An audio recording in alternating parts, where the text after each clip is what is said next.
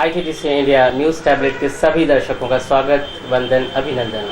आपके अपने programme words with Virendra, show words with Virendra. आज के हमारे मेहमान, इनका परिचय अगर मैं 2 शब्दों में देने का प्रयास करूं तो एक शेर से बात शुरू की जा सकती है। मुझ समंदर को मत समझना यारों, मुझ समंदर को मत समझना यारों, कि मुझ में रवानगी नहीं है, कि मुझ में रवानगी नहीं है। बस हम उठते हैं तूफ़ान की तरह, बस अभी हमने ठानी नहीं है। तो स्वागत करते हैं हम भोपाल की नगर सरकार के अध्यक्ष हमारे Surjit Singh Chauhan. ITDC India news tablet आपका स्वागत करता है। सुरजीत जी, जब हम शुरुआत करते हैं, आपकी जीत की बात करते हैं, तो आपकी जो छवि है वो एक विकास की छवि है, और विकास की छवि की जब बात होती है तो जो आपका जो रुझान है वो सदैव विकास के लिए रहा है। इसलिए आपका 3री बार आपने इस जीत के प्रमाण के रूप में जनता को दिया है कि आप विकास और विकास चाहते हैं, और उस विकास पे आप काम कर रहे हैं। अब इस बार आपको मिला है वार्ड 51, जो शाहपुरा इलाका कह सकते हैं। जी। अब ये एकदम से नया क्षेत्र है आपके लिए, तो नई उम्मीदें, नई आशाएं, नई आकांक्षाएं, अपेक्षाएं लोगों की आपसे रहेंगी। तो आपने अपना क्या रोड मैप प्लान किया है अगले 5 वर्षों के लिए? आपके वार्ड की बात करें। देखिए, एक तो मेरे लिए शाहपुरा, गुलमोहर, तिलंगा क्षेत्र कोई नया नहीं है जी। और मैं तो समझता हूं कि नया तो कई बार उनके लिए भी रह जाता जो पार्षद चुन के आ जाते हैं, लेकिन अपने क्षेत्र में ही 5 साल काम नहीं कर पाते। मैं समझता हूं, मैंने पिछले वर्ष 1999 से पार्षद हूं और 3री बार ये चुनाव लड़ा है, और हर बार अलग अलग क्षेत्रों से चुनाव लड़ा है। लेकिन मैं समझता हूं कभी परिचय मेरे लिए कोई बाधा नहीं बना, क्योंकि जो विकास का कार्य मैंने किया है, जैसे पिछले बार में जहां था 48 नंबर से, वहां मैंने करोड़ों रुपए के काम किए हैं।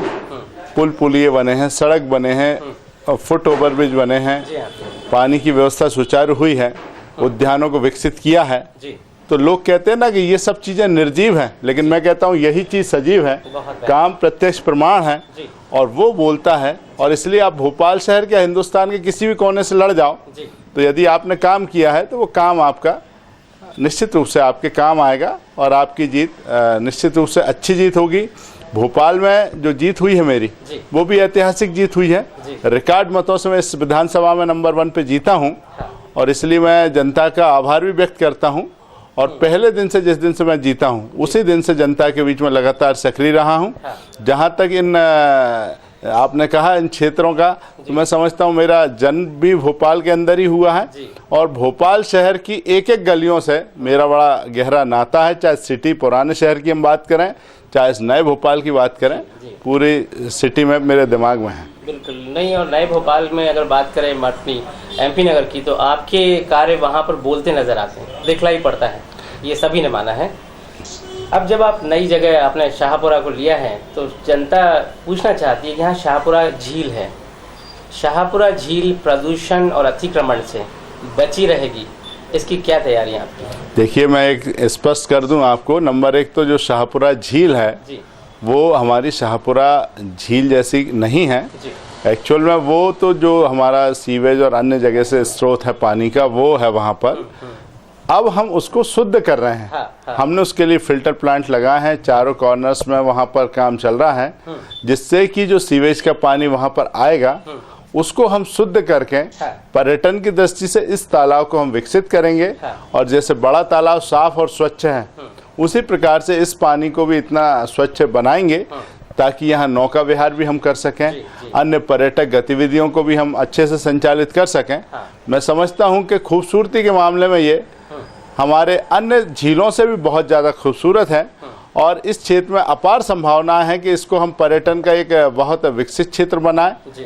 और इस झील के लिए आगे भी परिषद के माध्यम से, माननीय महापौर जी के माध्यम से, माननीय हमारे मंत्री जी हैं नगरीय प्रशासन के, उनके माध्यम से, और आवश्यक हुआ तो माननीय मुख्यमंत्री जी के माध्यम से भी शाहपुरा झील के सौंदर्यीकरण का कार्य किया जाएगा।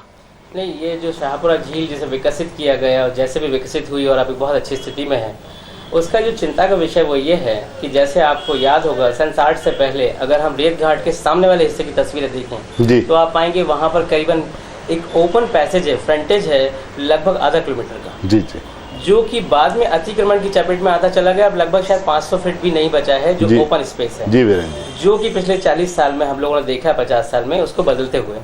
तो शाहपुरा झील के साथ ऐसा कुछ होगा, इस चिंता को यहाँ की जनता जानना चाहती कि क्या हमारी सतर्क निगाहें, हमारी चौकन्नी हैं, हमारी व्यवस्थाएं हैं कि आगे वो अतिक्रमण नहीं बढ़े। यहाँ पर जैसे पास में कई संस्थान भी हैं, कई हॉस्पिटल्स भी आए हैं, वो अपनी चौखटें, अपने दरवाजे खींच के आगे न बढ़ाएं। इसकी तैयारी है हमारे पास। निश्चित रूप से मैं तो आपसे फिर कह रहा हूँ कि ये वार्ड क्रमांक 51 जो मेरा वार्ड है जी, इसमें अपार संभावना है जी। पहले मैं जोन क्रमांक 10 का जोन का अध्यक्ष था, तो हमने उस जोन को आदर्श बनाया था, और अब वार्ड 51 में जब मैं पार्षद हूँ, और मैं समझता हूँ कि इस वैसे तो पूरे भोपाल शहर में ही अपार संभावनाएं हैं। जो स्मार्ट सिटी का हमारा नारा है, जो ग्रीन सिटी, क्लीन सिटी और जो हाईटेक हमारा जो बनाने का विज़न है, मैं समझता हूँ इस शहर के अंदर अपार संभावना है। और उस शहर के अंदर भी वार्ड 51 में बहुत ज़्यादा संभावना है कि हम वार्ड 51 को सबसे खूबसूरत बनाएं, क्योंकि यहाँ की सड़कें चौड़ी हैं, यहाँ के लोग सभ्य हैं, यहाँ लोग बुद्धिजीवी हैं, और यहाँ पे सबसे बड़ी बात कोऑपरेशन है। जैसे हमने कहीं से कचरा साफ किया तो लोग कचरा ऊपर से फेंकते नहीं हैं, लेकिन बाकी जगह कचरा नीचे से साफ करो और कई बार कचरा ऊपर से आ जाता है। जो आपका मूल सवाल है कि इसमें अतिक्रमण या ऐसी कोई बात तो नहीं होगी, तो मैं समझता हूँ यदि अतिक्रमण होना होता तो शाहपुरा झील में अब तक बहुत अतिक्रमण हो जाता। लेकिन एक बहुत अच्छा विषय है कि यहाँ पर कुछ हाथ ठेले और वो सब भी लगते थे, लेकिन पिछले बार जब मैं पार्षद था तो मैंने अनुरोध करके उन सबसे निवेदन किया, तो उनका एक हॉकर कॉर्नर अलग डेवलप हो गया, अलग रोड पे हो गया डेवलप, और वो सारे लोग वहाँ से हट गए और झील के साफ सुथरा करने में उन्होंने भी सहयोग दिया। आम आदमी भी यहाँ जागरूक हैं, वो भी यहाँ पॉलीथीन या इन सब चीज़ों का प्रयोग नहीं करते हैं। यहाँ पर बहुत सारी सोसाइटीज़ हैं, बहुत सारे संगठन हैं जो इस झील की सुंदरता को बरकरार रखना चाहते हैं, और इसलिए मैं समझता हूँ कि ऐसी कोई बात नहीं है जी, और बचा रहेगी। निश्चित रूप से ये बची रहेगी। मैंने तो कहा ना कि ये जो झील है हमारी, इसको हम मध्य प्रदेश में तो वैसे ही भोपाल कहलाता है झीलों का शहर, लेकिन इस भोपाल शहर के अंदर भी जो शाहपुरा है, इस झील को हम सबसे अच्छी आकर्षक झील बनाएंगे, और निश्चित रूप से इसके सुरक्षा संरक्षण के लिए भी शासन भी प्रयासरत है। पिछले बार परिषद के अंदर भी बहुत सारे प्रस्ताव हैं, करोड़ों रुपए की योजना इसकी चल रही है। आगे भी और आवश्यक जो भी कदम होगा वो उठाएंगे हम। नहीं, ये इसके लिए तो आप सच में साधुवाद के पात्र हैं कि आपका प्रयास सार्थक रहेगा, और हॉकर कॉर्नर का हम मानेंगे कि सभी ने चाहो और इसका स्वागत किया है और एक अच्छी व्यवस्था हुई।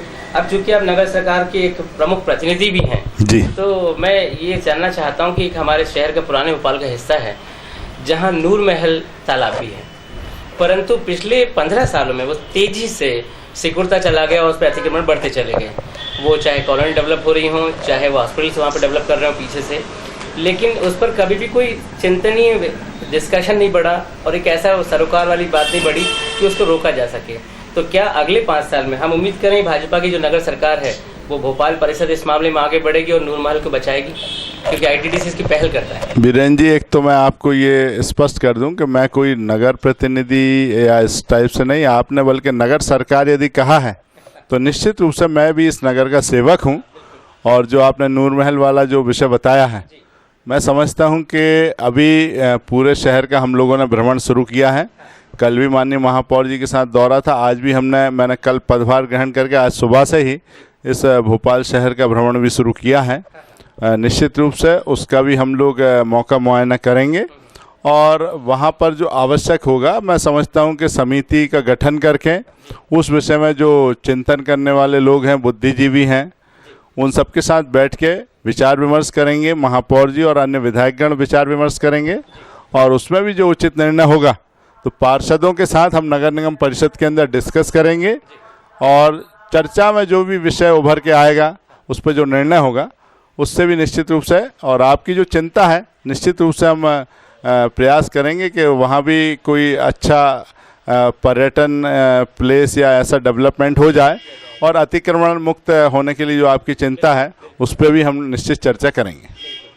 बहुत धन्यवाद इस बात के लिए। और बाकी जो आपने बात रखी है नगर सरकार की, तो अभी ITDC एक पहल लेके आया जिसका हम प्रस्ताव भी देंगे आपकी नगर सरकार को, नगर परिषद को।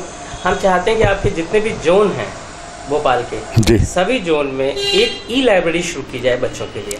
और ये प्रयास हम इसके लिए प्रस्ताव आपको पेश करेंगे। तो क्या इस मुहिम में, इस पहल में आप लोग समर्थन और सहयोग करेंगे हमारा? क्यों नहीं। मैं समझता हूं कि आज हमारे प्रदेश की मुखिया भी जो हैं वो जो ई प्रक्रिया है उसको मैं समझता हूं कि उससे काफ़ी सहमत हैं। और उन्होंने सबसे पहले नगर निगम भोपाल के अंदर जब वो भ्रमण करने पिछले दिनों आए थे, पिछले वर्ष में आए थे, मुझे याद है कि इसी शाहपुरा झील के सामने जो हमारा जोन है वहाँ भ्रमण करने आए थे। और सबसे पहले उन्होंने ऑनलाइन वहाँ पर जो बिल्डिंग परमिशन होती है उसका शुभारंभ भी वहाँ किया था। और उसमें ये निर्देशित भी किया था कि अब लोगों को वहाँ से भटकना नहीं पड़ेगा बिल्डिंग परमिशन और इन सब चीज़ों के लिए। सिंगल विंडो सिस्टम भी लागू किया है। और मुझे खुशी की बात है कि भोपाल नगर निगम के अंदर इस प्रकार के ऑनलाइन बहुत सारे सेंटर भोपाल में काम कर रहे हैं, जिनमें आप कहीं से भी प्रॉपर्टी टैक्स कहीं किसी भी वार्ड का जमा कर सकते हैं। जन्म मृत्यु प्रमाण पत्र या शासन की अन्य योजनाएं, राशन कार्ड वगैरह सारे वहां से हम लोग जन सुविधा केंद्रों से बनवा सकते हैं। और मैं समझता हूं जो आपने कहा है तो आगे आने वाले समय में भी हमारा चिंतन अभी आपने देखा कि पहले टेंडर होता था तो टेंडर विज्ञापन के माध्यम से हो जाता था। अभी ई टेंडर होना शुरू हो गया है जिसमें पारदर्शिता भी सामने आई है।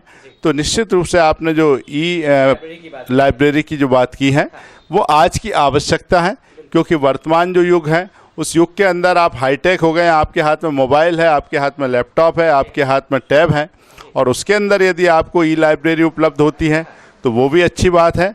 और आप कोई स्थापना करते हैं लाइब्रेरी की जहां इस प्रकार की ई लाइब्रेरी की सुविधा हो सकती है तो निश्चित रूप से मैं समझता हूँ पूरे भोपाल के 85 वार्डों में इसको लागू होना चाहिए। मैं आपकी बात से सहमत हूँ और मैं सबसे पहले इसको प्रयोग के तौर पे अपने वार्ड 51 में ही इसका प्रयोग भी करूँगा। जी जी जी, बहुत धन्यवाद कि आप हमारी मुहिम और हमारी पहल को समर्थन और सहयोग करेंगे और हम इसका प्रस्ताव जल्द ही नगर परिषद को देंगे ITDC की तरफ से। एक निवेदन है कि आप जिस वार्ड को रिप्रेजेंट करते आए हैं MP नगर एरिया, वहाँ पर होटल्स की बेसमेंट पार्किंग जो पहले सुनिश्चित की गई थी उसे इंक्लोज कर दिया गया लंबे समय में।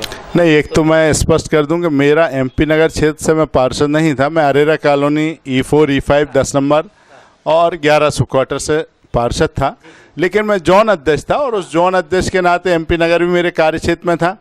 लेकिन उस MP नगर में आधा कार्य क्षेत्र हमारे कांग्रेस के पार्षद हैं सगीर भाई, उनके क्षेत्र में आता है, आधा मेरे जोन अध्यक्ष के क्षेत्र में आता है। तो उसमें आपने जो एनक्रोचमेंट उठाया वो ये है कि कभी भी इसको चिंता का विषय नहीं माना गया, जबकि बहुत बड़ा विषय था कि पार्किंग समस्या को सपोर्ट करता है। मैं समझता हूँ कि जो बेसमेंट में पार्किंग की बात है वो एक महती और मूलभूत आवश्यकता है, क्योंकि वो उस जगह जहां MP नगर व्यावसायिक प्रतिष्ठान है, व्यावसायिक केंद्र है, मध्य प्रदेश का एक व्यावसायिक सबसे बड़ा केंद्र है, वहां पर निश्चित रूप से व्यापारी भी आते हैं, ग्राहक भी आते हैं और आम लोग भी वहां भीड़, और आजकल तो वहां हॉस्टल छात्रावास भी काफ़ी हैं। तो मैं समझता हूं कि जिस प्रकार से वहां पार्किंग की व्यवस्था सुनिश्चित होना चाहिए, निश्चित रूप से कहीं ना कहीं उसमें एक कमी दिखी है, खामी है। कई बार हमने ये भी देखा है पिछले दिनों कि सड़कों के ऊपर भी नगर निगम ने उसमें जो हमारे टेंडर प्रक्रिया है या ठेकेदार को आवंटन किया है, जिससे कि रोड के ऊपर भी कई बार वसूली देखने में आई है। ये पिछले कार्यकाल की बात है, लेकिन मैं आपको भरोसा दिलाता हूँ कि माननीय महापौर जी और हम सब लोग मिलकर इस व्यवस्था को दुरुस्त करेंगे और MP नगर ही क्या पूरे भोपाल शहर के अंदर इस पार्किंग व्यवस्था को चाक चौबंद किया जाएगा। सुव्यवस्थित पार्किंग की जाएगी, 2 व्हीलर पार्किंग, 4 व्हीलर पार्किंग। जहां तक आपने जो प्रश्न उठाया है तो उसको हम परिषद में चर्चा के माध्यम से, क्योंकि मैं अध्यक्ष हूं और उस नाते अब जो डिसीजन होगा वो सबका सार्वजनिक डिसीजन जो रहेगा उस सहमति के आधार पर जो भी डिसीजन होगा उसको निश्चित रूप से हम चाहते हैं कि वो सिर्फ सब्जेक्ट बने, क्योंकि आपने देखा होगा कि टाउन एंड प्लानिंग और सभी ने उसको उस नक्शे में वो ओपन स्पेस एरिया घोषित किया था, जिससे बाद में उनके व्यवसायिक हित में उन्होंने उसे कन्वर्ट कर लिया। और वो अगर उस पर इंक्रोचमेंट हटाए जाते हैं तो हो सकता है आपको कम से कम 30% निजात तो पार्किंग से मिले, अगर वो सहयोग कर जाए होटल्स आपको। निश्चित रूप से आपकी जो बात है उसकी हम लोग जाँच कराएंगे और उसका भी अध्ययन करेंगे कि इसमें क्या अच्छा हो सकता है, जो बेहतर हो सकता है जन सुविधा की दृष्टि से, वैसा करने का पूरा प्रयास किया जाएगा। एक सवाल बहुत महत्वपूर्ण भूमिका लेता है, पूरे देशव्यापी समस्या है अवैध कॉलोनियों का नियमितीकरण, पूरे देश पर समस्या है। हम हमारे प्रदेश की बात करें, हमारे शहर की बात करें, तो ये समस्या यहाँ भी कायम है। तो मैं ये समझना चाहता हूँ कहीं ना कहीं हमारी सरकार की जो दूरदृष्टि होती है उस योजना का हिस्सा जल्दी निर्णय न लेने का कारण के कारण से तो नहीं पैदा होते, क्योंकि जब कॉलोनीज बन जाती हैं, जब हम उसको रेगुलाइज करने की बात करते हैं, पहले हम वो, चूँकि हमारे यहाँ पर सामान्य जिस तरह से आबादी बढ़ रही है, हमें आवश्यकता है मकानों की, सामान्य जन आपसे मांगता है, आपके पास मकान नहीं होगा तो नहीं बनाने की कोशिश करता है। तो क्या हम पहले से तैयारी नहीं रखें हमारे टाउन प्लान में कि अवैध कॉलोनी का निर्माण ही ना हो, क्योंकि ये कहीं ना कहीं कमी तो है जो लेट लतीफ़ी से उजागर होती है। देखिए, ये बात सही है कि अवैध कॉलोनियों का निर्माण तो नहीं होना चाहिए, लेकिन हमारे मुख्यमंत्री जी ने पिछले दिनों घोषणा की है और उसमें उनकी चिंता भी जायज़ है कि आखिर किसी व्यक्ति ने प्लॉट ले लिया किसी कॉलोनी में, उसको ये जानकारी नहीं कि ये वैध है कि अवैध है, उसने जीवन भर की पूंजी वहाँ लगा दी, उसने वहाँ अपना मकान भी बना लिया, बाद में वो कॉलोनी के विषय में उसको पता चलता है कि अवैध है या अवैध घोषित हो जाती है, तो ये कम से कम उसके साथ अन्याय है। और इसलिए पुरानी जो व्यवस्था है उसमें ये कि अवैध कॉलोनियों को वैध करने के लिए जो प्रक्रिया है उसको अपनाया जाना चाहिए।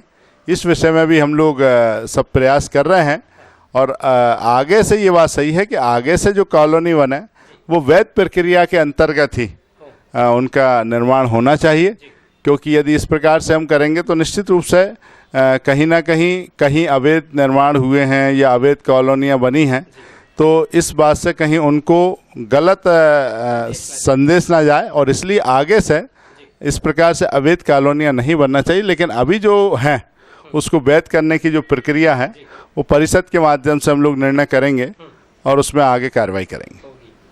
ये बहुत आपका जो अंदाज है, तरीका है कि आप चाहते हैं कि ये अवैध कॉलोनियाँ जो हो गई हैं उनको तो नियमितीकरण की तरफ बढ़ाना ही पड़ेगा, क्योंकि उसमें हमारे प्रदेश के, हमारे जनसामान्य, हमारे भोपाल के नागरिक वास करते हैं, तो व्यवस्था में जाना पड़ेगा। लेकिन सुनिश्चित करने के प्रयास है सुरजीत सिंह जी का कि आगे भविष्य में इस तरह के अवैध कॉलोनियाँ डेवलप ना हो, पहले ही उनकी व्यवस्था होनी चाहिए।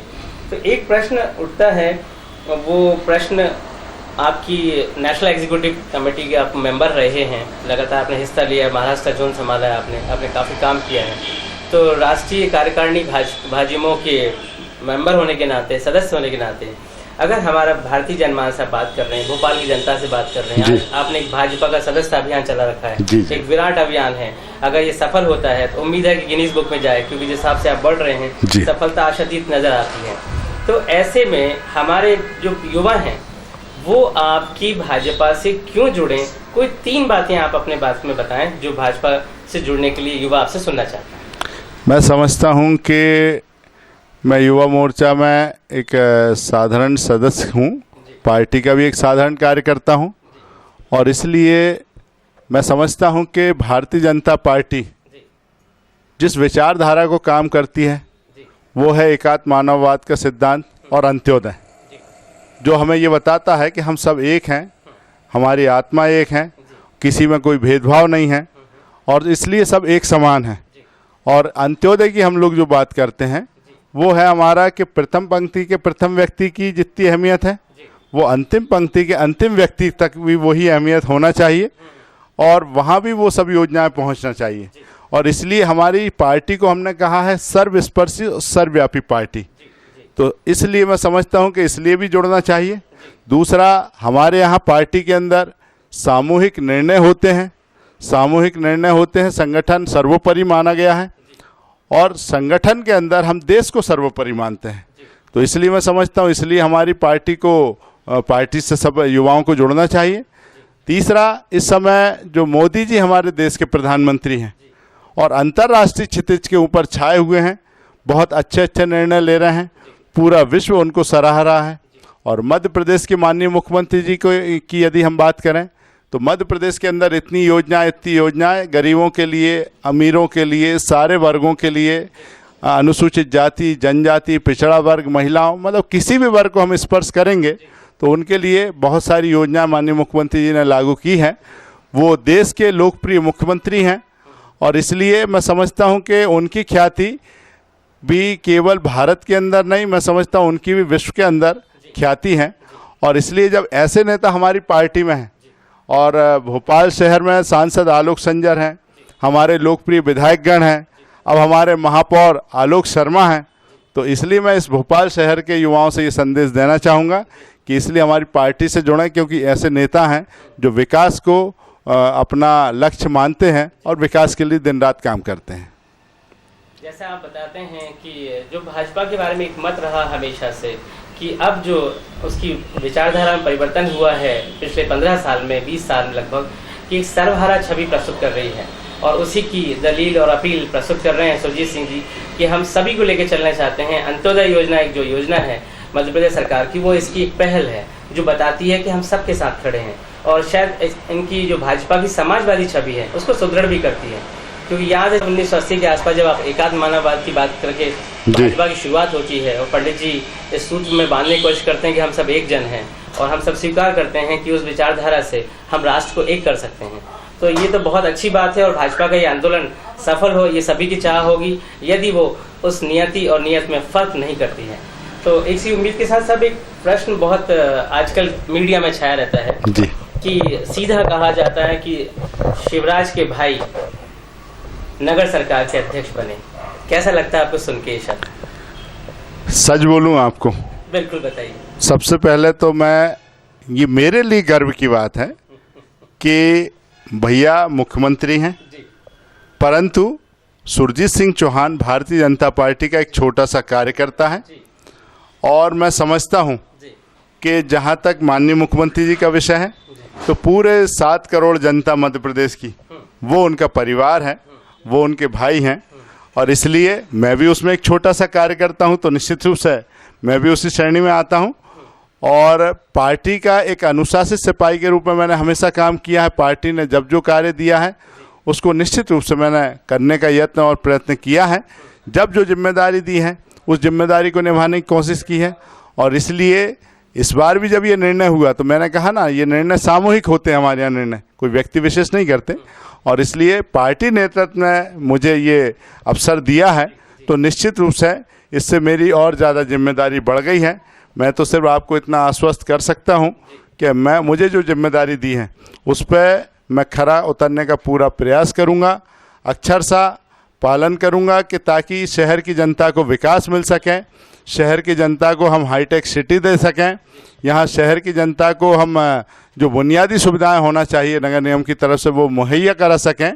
और इसमें हमने एक बात और कही है कि अब चुनाव हो गए हैं, इसलिए भाजपा कांग्रेस की कोई बात नहीं, राजनीति विकास के काम में आड़े नहीं आना चाहिए और इसलिए नगर निगम परिषद का अध्यक्ष होने के नाते मैं आपको ये भरोसा दिलाता हूँ कि मैं वहाँ पर किसी प्रकार की राजनीति में ना उलझ के भाजपा कांग्रेस सबके पार्षदों को बराबरी से बातचीत करने का अवसर दूंगा। जो विकास के सकारात्मक मुद्दे होंगे उस पर खुल के चर्चा होगी और जो निर्णय होंगे उससे शहर अवगत होगा। विशेषता आपके बारे में बात करें तो ऐसा नहीं लगता कि आपकी रिश्तेदारी आपकी विकास की छवि पर भारी पड़ जाती है?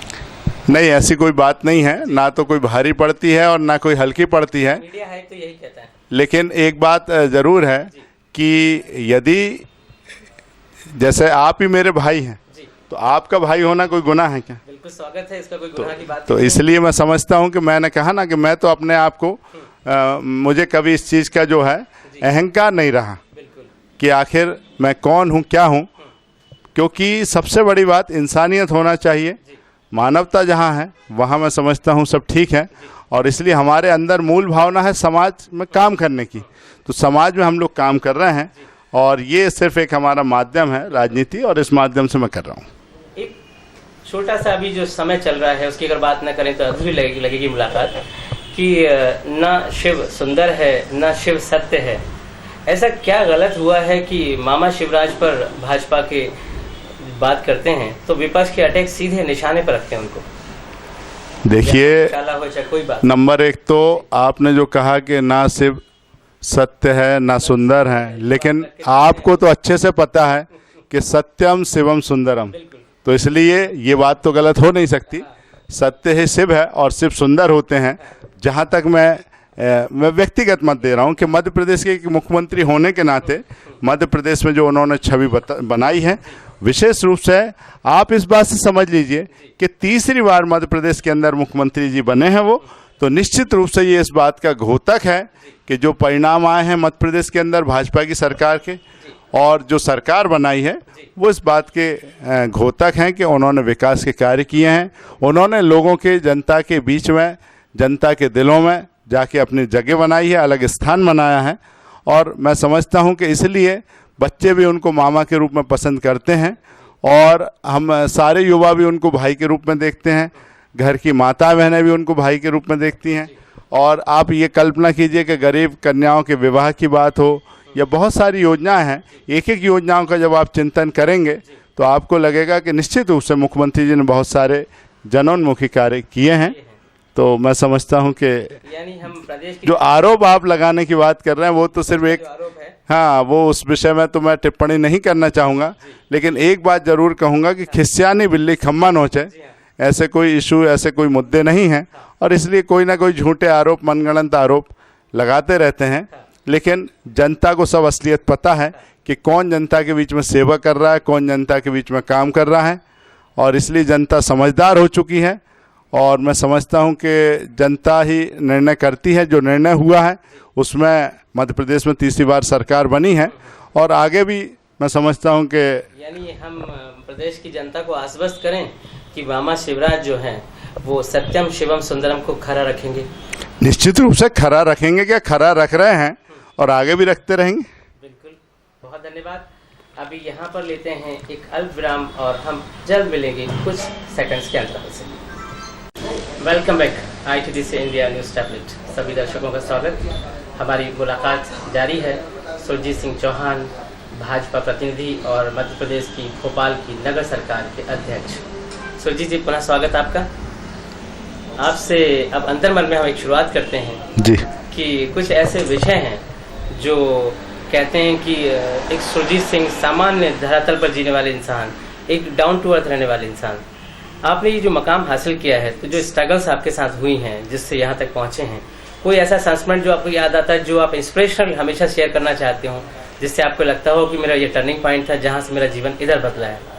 हमीदिया कॉलेज से लेके। निश्चित रूप से मैं जब सुभाष स्कूल में पढ़ता था और जब मेरी उम्र लगभग 16-17 वर्ष थी, तब वहाँ पर एक आरक्षण का आंदोलन चला था और वो आरक्षण के आंदोलन में छात्र छात्राएं सड़कों पे उतर आए थे और उस समय जो छात्र नेता हुआ करते थे उन्होंने उस आंदोलन के विषय में भी काफ़ी, हालांकि राजनीतिक स्वार्थ और इन सब चीज़ों की भी बात मुझे बाद में समझ आई, लेकिन कहीं ना कहीं ऐसे आंदोलनों से देखने से मेरे अंदर जो है इस प्रकार की बात आई। दूसरा, मैं समझता हूं कि माननीय मुख्यमंत्री जी उस वक्त विधायक थे और उनको भी मैंने बचपन से देखा है, तो निश्चित रूप से मैं उनसे बहुत प्रेरित हूं, उनको मैं अपना एक आदर्श मानता हूं और मैं समझता हूं कि मैंने इस बात को अच्छे से जाना है कि किस प्रकार से उन्होंने कर्तव्य पथ पर चल के और एक सामान्य तरीके से रह के, क्योंकि आज मुख्यमंत्री होना बहुत बड़ी बात है, लेकिन फिर भी मध्य प्रदेश की जनता के बीच में उन्होंने एक सेवक के रूप में अपना स्थान बनाया है। तो तब से लेकर अब तक मैं उनसे बहुत प्रभावित हूँ। निश्चित रूप से उन्होंने बहुत अच्छे अच्छे कार्य किए हैं और अच्छे कार्यों के अलावा भी उन्होंने अपने जीवन में भी कुछ सिद्धांत बनाए हैं और इसलिए मैं उनसे बहुत प्रभावित रहा हूँ। जहाँ तक आपने बात की है, तो उस वक्त राजनीतिक काफ़ी धरने, आंदोलन, प्रदर्शन, तभी मैं पार्टी के संपर्क में आया और पार्टी की रीति नीतियों और सिद्धांतों से भी मैं काफ़ी प्रभावित था, क्योंकि भारतीय जनता पार्टी ऐसी पार्टी है जो कि राष्ट्र हित के विषय में राष्ट्र को सर्वोपरि मानती है, राष्ट्र हित का चिंतन करती है और मैं समझता हूँ कि सर्वधर्म समभाव की भी बात हमारी पार्टी में देखने को मिलती है। और जहाँ तक मैं समझता हूँ कि उस समय मैं छात्र राजनीति में भी सक्रिय था, तो छात्र राजनीति के माध्यम से भी स्कूल कॉलेजों में आना जाना, वहाँ के छात्रों की लड़ाई के लिए संघर्ष करना, उनके, हाँ, तो उस समय से ही मेरे मन में एक बात ये थी। और 25 वर्ष की उम्र में 1999 में मैं इस भोपाल शहर के नगर निगम में सबसे कम उम्र का पार्षद चुन के आया था और उसके बाद से लगातार मैंने, पार्टी ने मुझ पे भरोसा जताया और मेरा ये शुरू से ये सिद्धांत रहा है कि जनता के बीच में अपनी सक्रियता को बरकरार रखा है। आमतौर पर लोग करते हैं कि चुन के आते हैं, उसके बाद घर बैठते हैं और जब चुनाव आता है तो 1 वर्ष पहले सक्रिय होते हैं। लेकिन मैंने इस बात को हमेशा तरजीह दी है कि पूरे 5 वर्ष पब्लिक के अंदर, पब्लिक के बीच में रहो, क्षेत्र में रहो, टच में रहो। उनकी कोई समस्या है तो उसको सुलझाने का पूरा प्रयास करो, क्योंकि सारी समस्याएं सुलझती नहीं हैं, लेकिन आप प्रयास करोगे तो निश्चित रूप से उसमें से काफ़ी सफलताएं हमको मिलती हैं। लेकिन जनता के बीच में टच होना ये सबसे बड़ी सफलता है। और इसलिए जब मैं यहाँ 48 नंबर में पार्षद था और या पुराना वार्ड 50 में पार्षद था, तो ये दोनों जगह की जनता को आज भी मैं नहीं भूला और वो जनता भी मुझे नहीं भूल पाई है। और इसलिए इन्हीं जनता ने मैसेज वार्ड 51 में दिया कि सुरजीत सिंह चौहान कोई एक अच्छा कार्यकर्ता है जो लगातार हमारी समस्याओं को सुनता है, समस्याओं को सुलझाता है, विकास के कार्य करता है। और वही चीज़ आज मेरे लिए भोपाल के रिकॉर्ड जीत में एक सफलता का सूत्र बनी है। और अब जो भोपाल की जिम्मेदारी मिली है तो निश्चित रूप से मेरे मन में भी ये बात है कि भोपाल शहर सुंदर होना चाहिए, भोपाल शहर स्वच्छ होना चाहिए, भोपाल शहर मैं समझता हूँ कि हाईटेक होना चाहिए। बेंगलोर सिटी या इंदौर शहर जैसा इसको और ज़्यादा विकसित करने की आवश्यकता है और ज़्यादा सुव्यवस्थित बनाने की आवश्यकता है, क्योंकि राजधानी है, कैपिटल है, और इस नाते भी इसको और ज़्यादा सुंदर होना चाहिए। और सबसे बड़ी बात यहाँ पे जो प्राकृतिक सुंदरता है, जहाँ यहाँ की जो ग्रीनरी है, यहाँ झीलों की सुंदरता है और जो वातावरण है और जो मौसम का जो एनवायरनमेंट है, जो टेम्परेचर है, ये मैं समझता हूँ कि पूरे देश और दुनिया के अंदर बहुत एक अनुकूल है। यहाँ जो आदमी एक बार आता है वो भोपाल का होकर रह जाता है, स्थायी हो जाता है और यहाँ से फिर जाने का उसका मन नहीं करता। और इसलिए भोपाल को हम इतना ज़्यादा खूबसूरत बनाएंगे कि लोग और ज़्यादा यहाँ पर आके अपने जीवन को सफल मान सकें। बिल्कुल, भोपाल अवाम आपकी मिलनसार छवि की हमेशा से कायल रही है। नो डाउट आपकी जो एक अवेलेबिलिटी ऑफ प्रेजेंस है, यानी आप हमेशा जब चाहें जब सुरजीत सिंह को मिल सकते हैं, ये बात आपने हमेशा कायम रखी पिछले 10-15 सालों में, जो आप बताते हैं, जिसका नतीजा है कि आज एक विशालतम स्कोर से आपको वजह देती है और प्रदेश में भोपाल जो नगर परिषद है उसका एक महत्वपूर्ण हिस्सा बनाती है। एक यहाँ पर एक अंतर्मन का सवाल है कि बाल श्रमिक भोपाल में या प्रदेश में बात करें तो बड़ा है, जबकि उसके लिए बहुत प्रयास हुए, हमारे यहाँ से एक नोबेल प्राइज़ विनर भी बने, इसके बाद भी कहीं ना कहीं इस पर पहल अधूरी है। तो आप क्या योजना रखते हैं या क्या सोच रखते हैं, हम कैसे रोकें? देखिए, बाल श्रम होना निश्चित रूप से एक अच्छी बात नहीं है और इस पर सख्त कानून भी है और उस कानून के क्रियान्वयन की आवश्यकता है। फिर भी कई बार व्यवहारिकता में देखने को आता है, कहीं किसी होटल में, कहीं अन्य प्रकार से जो छोटे बच्चे काम करते हैं, वो निश्चित रूप से मैं समझता हूँ कि एक निंदनीय कृत्य है। और इसके लिए जब इतना सख्त कानून है, ऑलरेडी है, परंतु उस कानून को सख्ती से लागू करने की आवश्यकता है, लोगों के जागरूक होने की आवश्यकता है। कई बार हम लोग ऐसा भी करते हैं कि बाहर तो हम लोग उस कानून की बात करते हैं, कई बार हमारे घरों के अंदर ही पता चला छोटे बच्चे काम कर रहे हैं, तो वो ऐसी बातें हैं। तो इन सबको हमें जागरूकता की आवश्यकता है। कहीं हमको आसपास के वातावरण में इस प्रकार से हमें लगता है कि कोई बच्चा है और वो बाल श्रम के रूप में काम कर रहा है, और बाल श्रम कई बार तो बच्चे ऐसे होते हैं जो बेचारे कई बार तो अपने मन से करते हैं मजबूरी में, लेकिन कई जगह मैंने देखा है कि ऐसा भी महसूस होता है कि जैसे उस बच्चे को ज़बरदस्ती अपने यहाँ काम पे लगा रखा हो। जैसे हम किसी मैकेनिक के यहाँ देख लें तो वहाँ वो स्कूटर के पार्ट्स या कार को धोने में, इसमें उसमें, तब ऐसा लगता है कि कई बार ऐसा तो नहीं कि उसको ज़बरदस्ती लगा के रखा, बंधक जैसा बना के रखा है।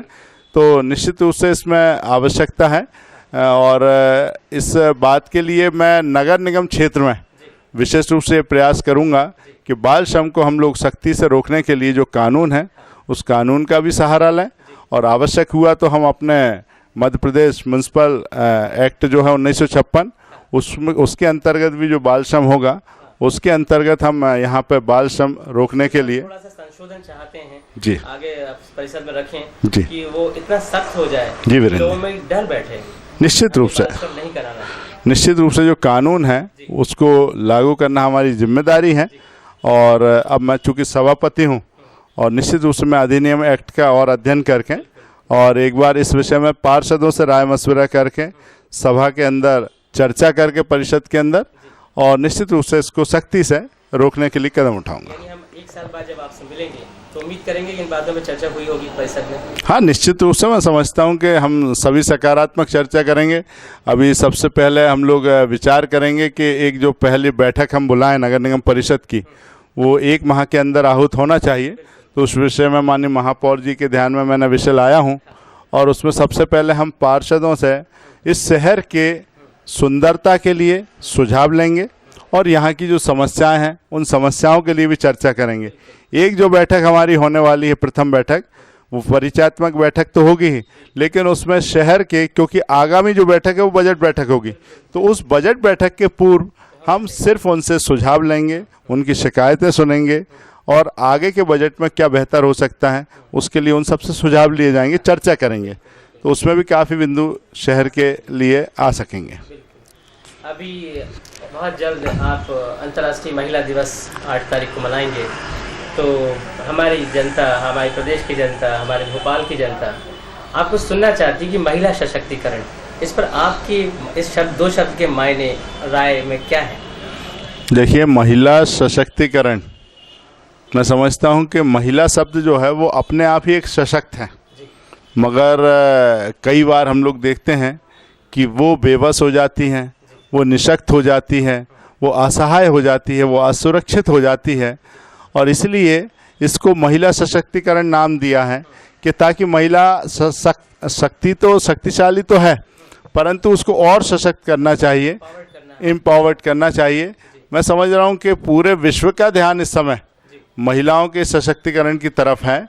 जहाँ तक अपने देश की बात करें तो हमारा देश भी महिला सशक्तिकरण के लिए कार्य कर रहा है। मध्य प्रदेश की हम बात करें तो महिला सशक्तिकरण के लिए मध्य प्रदेश शासन बहुत सारी योजनाएं लेके आया है, और उनको महिलाओं को संरक्षण देने के लिए और या हम कहें कि उनकी सुरक्षा के लिए बहुत सारे कानून बनाए गए हैं, और उन कानून को केवल किताबों के अंदर नहीं रखा बल्कि उनको इम्प्लीमेंट भी किया गया है। जैसे महिलाओं के लिए अलग थाने, महिलाओं की बातचीत करने के सुनने के लिए महिला आयोग, या इस प्रकार से महिला उत्पीड़न या आयोग, या इस प्रकार से बहुत सारी चीज़ें हैं, व्यवस्थाएं लाई गई हैं जो कहीं ना कहीं महिलाओं को सशक्त कर रहे हैं। बहुत सारे कानून हैं, भ्रूण हत्या, इन सब पे प्रतिबंध है। और तो मैं जो है अभी वैचारिक स्तर पर है और कागजी स्तर पर है, इसकी सशक्तिकरण की बात हो रही है, तो क्या आगे हम बढ़ेंगे कि और ये हम देख पाएंगे कागज से उतर के इम्प्लीमेंटेशन में? नहीं, मैं वही कह रहा हूँ कि केवल कागजों के ऊपर नहीं है हम उन कागजों के अलावा भी, कागजों पे तो इसलिए कागजों पे योजनाएं बनेंगी तभी साकार होंगी। तो इसलिए मेरा निवेदन है कि जो कागज़ पे योजना बनी होंगी, जो कानून बना होगा, वो कानून आखिर कहीं तो लिखा जाएगा, और इसलिए उस कागज़ पे यदि वो कानून लिखा है तो उसको इम्प्लीमेंट करने की आवश्यकता है, क्रियान्वयन करने की आवश्यकता है। और वो आज ज़मीन पर दिख भी रहा है, जैसे महिला थाने के रूप में या महिला हेल्प डेस्क लाइन, महिला आयोग, इस प्रकार की जो योजना है ये आखिर महिलाओं को सशक्त करने का काम ही कर रही है। हाल ही में जो नगर निगम के चुनाव हुए हैं उसमें 50% आरक्षण महिलाओं के लिए है, पहले भी मध्य प्रदेश शासन ने दिया था, तो ये भी कहीं ना कहीं महिला को सशक्त कर रही हैं। महिलाएं आज हर क्षेत्र में, चाहे पार्लियामेंट के अंदर, चाहे विधानसभा के अंदर, हर जगह अपनी आवाज़ बुलंद कर रही हैं। अभी हम महिलाओं को देख सकते हैं परिचालक के रूप में बस के अंदर, आज महिलाएं पायलट के रूप में भी। हाँ, तो मैं समझता हूँ कि अंतरिक्ष के अंदर भी जब हमारी बहनें जा रही हैं तो कहीं ना कहीं हमारा देश सशक्त तो हो ही रहा है। यानी हम सुरजीत भैया से भोपाल की जो बच्चियाँ हैं वो बात करें तो आप बिल्कुल पाते हैं कि बिल्कुल उनकी सदा उपलब्ध है? बिल्कुल, हमेशा उपलब्ध हूँ, मैं उनका भाई हूँ और वो मेरी बहनें हैं, तो इस नाते कभी भी उनके कोई सुझाव हो, उनको कोई समस्या हो तो निश्चित रूप से मैं एक भाई की तरह उनके बीच में उपलब्ध हो जाऊँगा और कभी भी बातचीत हो सकती है।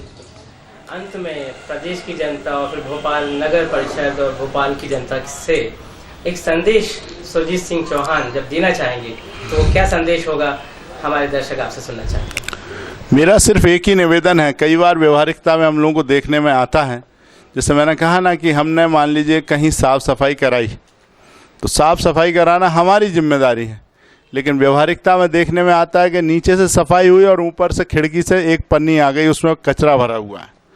ऐसे में जब मैं देखता हूँ तो मुझे बहुत तकलीफ़ होती है। और कई बार गाड़ी से हम जा रहे हैं, पानी पिया, पानी की बोतल सड़क पे फेंक दी, पानी के पाउच पिया, पानी के पाउच सड़क पे फेंक दिया। यानी कि आदमी को वो सब चीज़ें ध्यान में नहीं आती, लेकिन इससे कहीं ना कहीं भोपाल में प्रदूषण हो रहा है। मेरा आप सब लोगों से अनुरोध है, विनम्र अनुरोध है, अभी हम लोग विशेष सफाई अभियान चलाए हुए हैं, आगे भी हम पूरे शहर के अंदर सफाई अभियान चलाएंगे। लेकिन मेरा ये निवेदन है कि जहाँ एक तरफ हम लोग अपने अधिकारों की बात करते हैं, दूसरी तरफ अपने कर्तव्यों का भी हम सबको ध्यान रखना चाहिए। भोपाल निश्चित रूप से बहुत सुंदर शहर है और भी सुंदर बन सकता है, लेकिन इसके लिए ज़रूरी है कि हम सब, आप सबका सहयोग भी हम सबको मिले। आपके सजेशंस वो हमेशा आमंत्रित हैं, आपकी शिकायतें भी हम लोगों को मिलेगी, तो उसके लिए भी हम लोग प्रयासरत रहेंगे कि वो समय पे उसका निराकरण हो। परंतु इसमें दोनों ही पक्षों की सजगता की आवश्यकता है, चाहे जनप्रतिनिधि हो चाहे जनता हो। आखिर ये शहर अपना है और इस शहर को खूबसूरत बनाने के लिए हम सबको प्रयास करना चाहिए। आपका भी इसमें सहयोग रहे, भरपूर सहयोग रहे। कहीं हमें दिखता है कि नल बह रहा है तो उसमें टोंटी की आवश्यकता, अब टोंटी हम लगाते हैं, मालूम चला कि दूसरे दिन फिर चोरी हो जाती है। अब ये चोरी हो जाती है, इसको रोकने की किसकी जिम्मेदारी है? वहाँ नगर निगम का कोई प्रहरी तो हम लगा नहीं सकते, लेकिन ये आवश्यकता है कि वहाँ की जनता जागरूक हो कि यदि वो टोंटी चोरी हो रही हो या उसको कोई ब्रेक कर रहा है या तोड़ रहा है, तो उसको सबक सिखाने की ज़रूरत है। क्योंकि वो जो एक बूंद पानी बह रहा है या वो उस टोंटी से जो पानी बह रहा है, उसको एक बूंद पानी ना समझें, वो अमृत है। और इसलिए जल है, मैं समझता हूँ को वैसे ही हमने जल को सबसे ज़्यादा महत्व दिया है, तो वो एक एक बूंद करके जो लॉस हमारा होता है, वो मैं समझता हूँ इस सब को जागरूक करने की आवश्यकता है। तो कुल मिला के बात ये है कि हम लोग अपने कर्तव्य करेंगे, लेकिन कर्तव्यों के साथ साथ हमें भोपाल शहर की जनता का आशीर्वाद भी चाहिए और उनकी सजगता के साथ साथ वो भी अपने कर्तव्यों का निर्वहन करें। इसी आशा और उम्मीद के साथ बहुत बहुत धन्यवाद। बहुत धन्यवाद सुजीत जी। ITDC इंडिया आपको धन्यवाद पेश करता है, प्रस्तुत करता है। और इस मुलाकात को अभी यहीं विराम देते हैं, क्योंकि चर्चाएं तो जारी रहेंगी, अनगिनत प्रश्न मन में उठते रहेंगे। क्योंकि जब बात एक ऐसे वक्ता से हो जो हमेशा उपलब्ध है, हमेशा बात करने में आपके साथ में एक निसंकोचता दिखाता हो, तो उम्मीद की जाती है कि लगातार उससे जानना चाहता है और उसके मन को खंगालना चाहते हैं। परंतु हम फिर मिलेंगे, जल्द मिलेंगे। इस मुलाकात को यहीं विराम। Thank you ITDC। नमस्कार।